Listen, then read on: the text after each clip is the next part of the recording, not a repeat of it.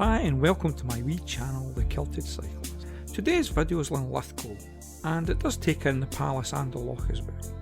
So anybody that lives within 20 miles of here must have visited to feed the swans down at the loch with a big bag of bread. So that's where we're going to start, down at the palace. I can't help but think of the history of the place, from William Binney and his 7 sons liberating it from the clutches of Edward Longshanks and presenting it to Robert the Bruce, who responded in typical fashion by demolishing parts of it to render it useless to the English. Later it became one of the main royal hussies of the 15th and 16th centuries, but of course it is best known as the birthplace of Mary Queen of Scots in December 1542. Later on, Lord Darnley would play tennis here, and in September 1745, Charlie the Bonnie Prince himself visited the palace on his march south, but after seeing the nick of the place, he wisely slept elsewhere, and it fell into greater disrepair but was thankfully saved for future generations in 1832. Ghosts. The palace is rumoured to have a spectre haunting it, none other than Mary of Guise, the mother of our Mary, Queen of Scots. As we move over the town, you see the major communication links through the generations: road, canal and finally rail. Linlithgow is always worth a visit, but parking your car can be extremely tricky, especially on a Sunday. So just sit back and enjoy the view, but remember to subscribe to my wee channel if you would like to see more films, that is. Let's just get started, shall we?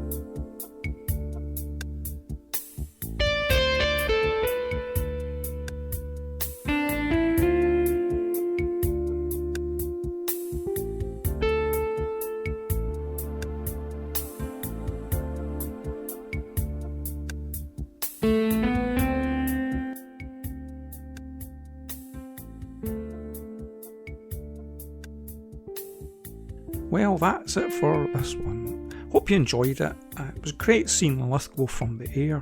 It's not a view I can say I've ever had before, and I've been here literally hundreds of times. Can I just remind you, if you haven't subscribed, if you could just click the button. It's painless, easy, and above all free. So I'll be out and about again, and I'm looking to go up to Fife and later on go down the border, so look out for those ones. Anyway, as I look at the big clock on the wall, I see that once again time has beaten us, so until next time, bye for now.